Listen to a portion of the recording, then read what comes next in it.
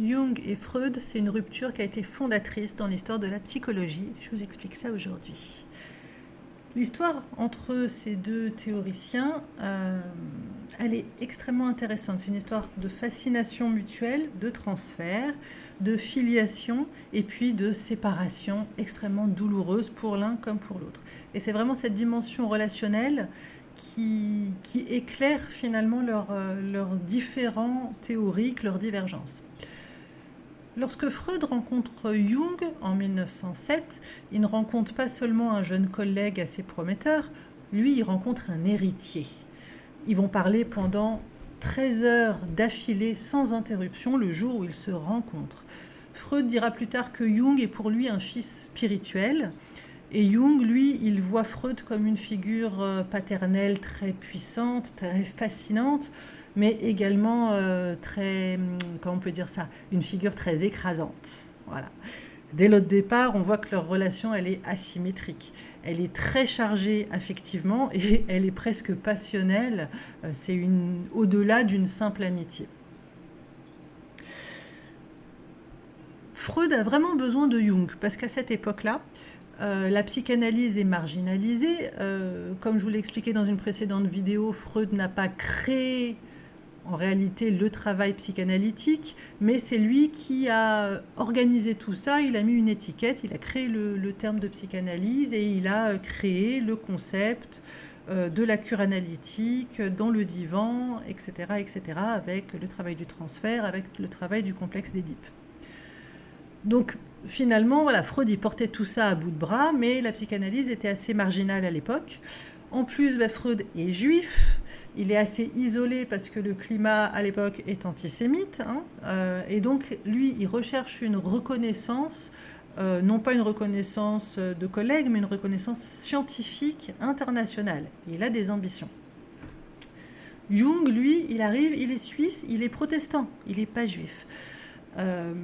C'est un psychiatre, donc il a cette étiquette scientifique.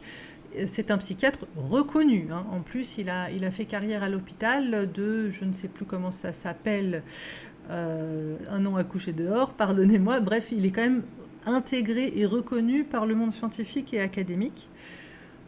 Et comme il y a cette espèce de connexion, ce coup de foudre immédiat, Freud voit vraiment en Jung le garant de l'avenir de la psychanalyse. Pour lui, il coche toutes les cases du bon personnage avec les bonnes idées, avec la bonne posture, avec le bon relationnel déjà de l'époque.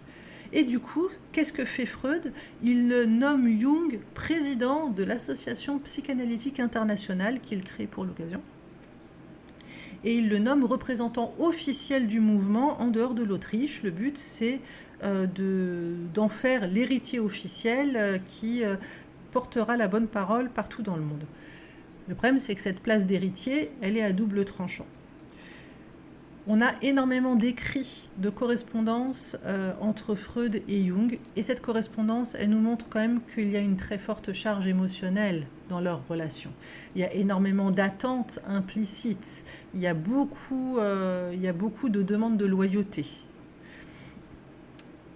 Dans le sens Freud-Jung, on peut dire que Freud, lui, il attend de Jung une fidélité théorique, puisque c'est lui qui a créé la théorie, il attend à ce que son héritier suive à la lettre toute sa théorie, qu'il continue avec la même doctrine et qu'il y ait une espèce d'obéissance symbolique. Freud, il souhaite maintenir cette relation hiérarchique. Lui, c'est le chef et il transmet son héritage qui sera suivi à la lettre par Jung. Jung, lui, de son côté, ce qu'il ressent, c'est de l'admiration, mais il ressent aussi de l'étouffement, ça ressort beaucoup dans ses textes, et il a une crainte profonde de perdre sa liberté de penser. Donc c'est très ambivalent, et d'ailleurs plus tard, il parlera d'un conflit intérieur intense, très proche finalement du conflit entre un père et son fils. On va parler des points de désaccord, parce que je vous en ai parlé dans la vidéo précédente, mais ce sont des points de désaccord qui sont très importants pour la création du monde de la psychanalyse moderne, mais de la psychologie aussi de manière générale. Alors, pour reposer quelques bases, pour Freud, la libido, c'est quelque chose d'essentiellement sexuel. C'est le moteur central de toute vie psychique. Et les symptômes qu'on peut avoir dans notre vie de tous les jours, symptômes psychiques, en fait, ce ne sont que, comment dire, ils ne sont que le reflet de conflits sexuels refoulés. C'est une expression déguisée, mais au final, pour Freud, à la base, il y a toujours des conflits sexuels qui datent de l'enfance, qui sont enfermés dans notre inconscient et qui ressortent d'une manière ou d'une autre. Mais pour lui, à la base, il y a toujours quelque chose lié au sexuel. Sexuel, pour lui, ça ne veut pas forcément dire acte sexuel, relation sexuelle et donc génitale. C'est aussi le sexuel psychique. Pour Jung, la libido, elle n'est pas que sexuelle, c'est une énergie psychique générale et globale. Elle peut être sexuelle, mais elle est aussi créative, elle est aussi spirituelle et elle est aussi symbolique. Et du coup, pour lui, réduire l'inconscient à un endroit qui ne fait que contenir de la sexualité, pour lui, c'est une vision vraiment très pauvre de ce qu'est l'inconscient, c'est beaucoup trop réducteur. Or, quand il en parle avec Freud, Freud est complètement arc-bouté contre ça, c'est une position hérétique. Et pour Jung, lui, il dit que c'est absolument nécessaire, c'est une nécessité clinique d'élargir le champ de vision et de ne pas se restreindre uniquement à ça. Ce désaccord, on peut même dire qu'il n'est pas que théorique. Il touche au sens même de l'humain, de ce qu'est un être humain, de ce qu'est la psychique humaine. Le deuxième désaccord, il concerne l'inconscient. Freud comme Jung considèrent qu'il y a un inconscient. Les deux sont d'accord là-dessus, par contre ils ne le définissent pas de la même manière. Pour Freud, l'inconscient, c'est essentiellement personnel. Dans l'inconscient, il y a tous nos désirs refoulés, mais ces désirs, ils sont liés à notre histoire individuelle et ils sont liés à notre passé et ils y sont ancrés. Alors que pour Jung, lui, il propose l'idée d'un inconscient collectif. Dans cet inconscient collectif, il y aurait des archétypes universels et tout ça, cet inconscient, il serait transmis au-delà de l'expérience individuelle pure. Il n'y a pas que l'expérimentation depuis le jour de notre naissance qui contribuerait à la création de notre inconscient, il y aurait aussi cette notion presque sociétale qui reviendrait par-dessus rajouter une couche en fait. Et on pourrait dire que là où Freud pointe son viseur sur le passé infantile, Jung, lui, il pointe son viseur sur le passé infantile, mais aussi sur les mythes, les religions, les symboles universels, toute la dimension culturelle et la dimension transgénérationnelle. Il ouvre vraiment le champ de vision, il ne dit pas un individu est le seul à pouvoir faire quelque chose de son inconscient. Un individu n'est pas le seul à construire lui-même son inconscient. Bref, la responsabilité est bien plus large et partagée que une seule personne qui serait responsable d'absolument toutes ces réactions, de tous ces schémas narratifs, etc. Et ça, pour Freud, c'est quelque chose de très dangereux. Il le considère comme dangereux. Pour lui, c'est du mysticisme, alors que pour Jung, c'est nécessaire à l'élaboration clinique. Donc, il y a vraiment là aussi une rupture où Freud est beaucoup plus cadré, propose un cadre extrêmement rigide et ce qui est en dehors n'est que du mysticisme, alors que pour Jung, ça doit nécessairement en faire partie. Donc là, on a vraiment deux visions qui ne peuvent pas cohabiter.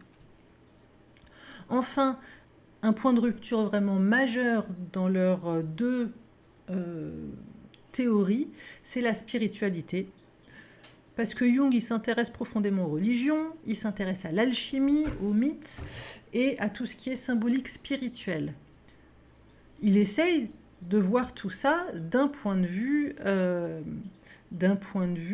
étude, non pas en s'y investissant comme s'il s'investissait dans une spiritualité en choisissant une, mais lui, il essaye d'analyser ça vu de l'extérieur.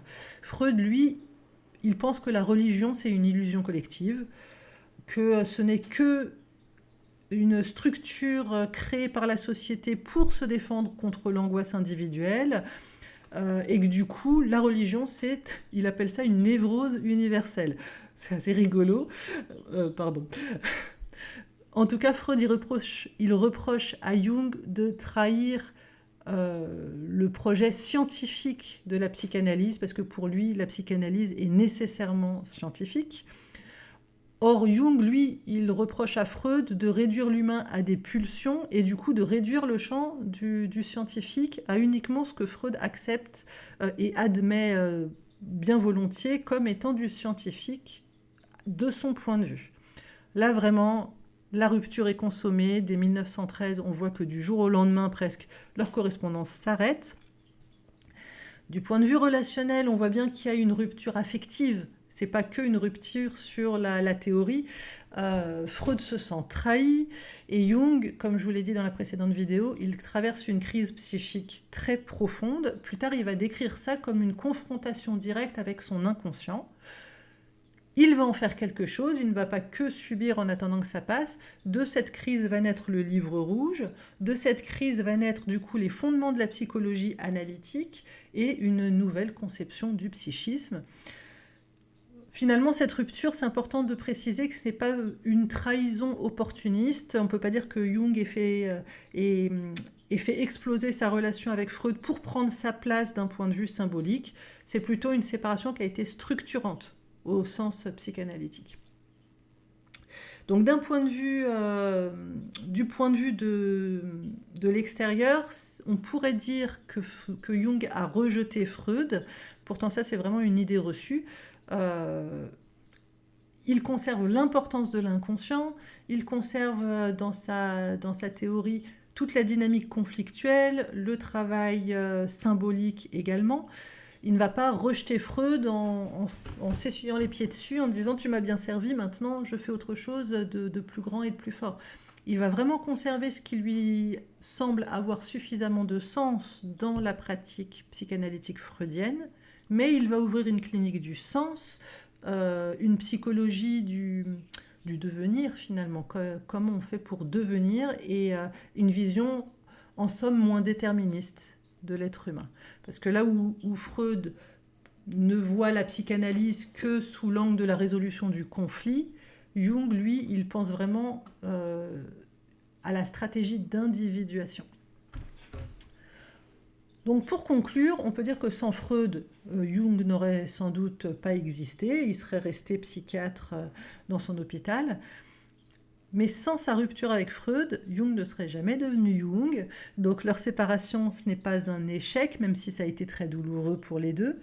Ça a été une bifurcation vraiment fondatrice dans l'histoire de la psychologie de manière générale. Et c'est aussi une leçon, je pense, très, très intéressante, très clinique. C'est que dans une relation hiérarchique filiale, ou du moins qui se veut filiale, relation entre un parent et un enfant à qui on transmet un héritage, il y a forcément un moment de séparation. On le voit très exactement dans cet échange et dans cette relation. Finalement, leur rupture n'a fait que conforter la théorie freudienne et a donné un élan pour créer toute la théorie jungienne et tout ce qui est psychologie contemporaine. À très bientôt dans une prochaine vidéo dans laquelle je vais vous parler plus précisément de Jung sur toute la période du nazisme, parce que c'est quelque chose qui revient souvent dans les questionnements sur l'individu. Or, vous le savez, on ne peut pas séparer l'homme de l'artiste. Il faut en parler parce qu'il ne s'agit pas de faire de Jung un homme extraordinaire. Il a eu ses moments sombres, il a eu ses propos sombres également. À très bientôt, bye bye.